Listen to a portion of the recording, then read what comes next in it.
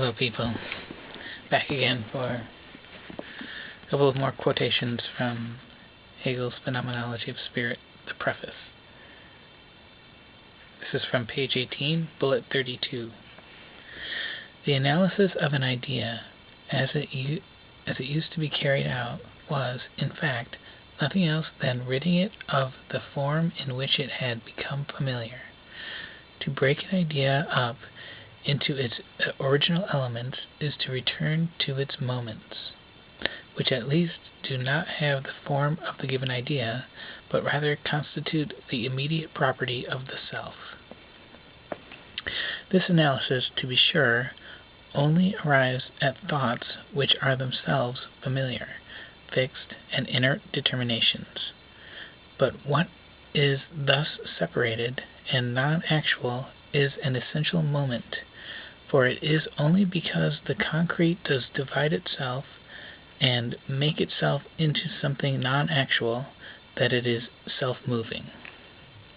The activity of dissolution is the power and work of the understanding, the most astonishing and mightiest of powers, or rather the absolute power. The circle that remains self-enclosed and, like substance, holds its moments together is an immediate relationship, one therefore which has nothing astonishing about it, but that an accident as such, detached from what circumscribes it, what is bound and is actual only in its context with others, should attain an existence of its own and a separate freedom. This is the tremendous power of the negative. It is the energy of thought, of the pure I. Death, if that is what we want to call this non-actuality, is of all things the most dreadful, and to hold fast what is dead requires the greatest strength. Lacking strength, beauty hates the understanding for asking of her what it cannot do. But the life of spirit is not the life that shrinks from death and keeps itself untouched by devastation, but rather the life that endures it and maintains itself in it. It wins its truth only when, in utter dismemberment, it finds itself. It is this power, not as something positive, which closes its eyes to the negative, as when we say of something that it is nothing or is false, and then, having done with it, turn away and pass on to something else. On the contrary, spirit is this power only by looking the negative in the face and tarrying with it. This tarrying with the negative is the magical power that converts it into being.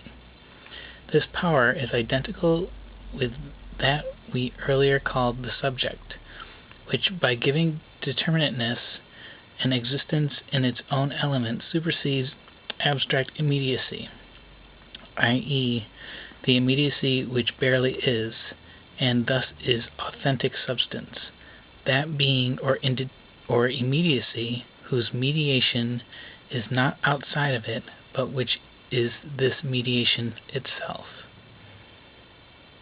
Okay, I'll do one more for this video. On page 27, bullet point 47.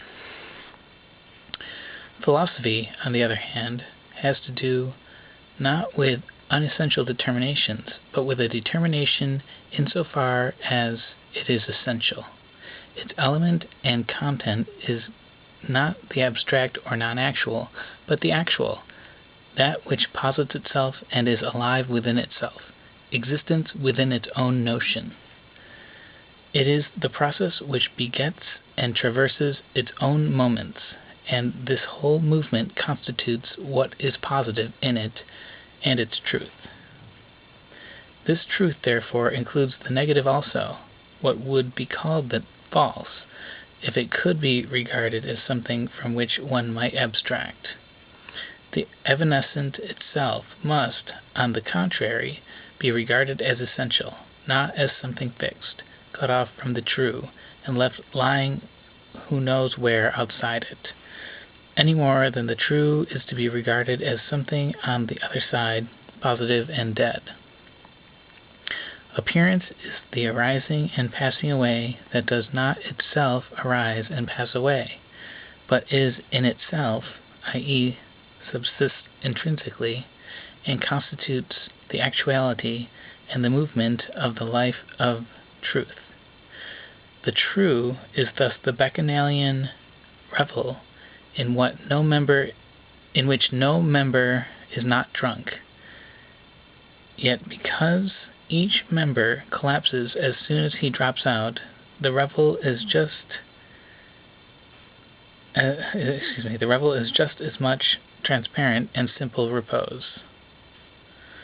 Judged in the court of this movement, the single shapes of spirit do not persist any more than determinate thoughts do, but they are as much positive and necessary moments as they are negative and evanescent.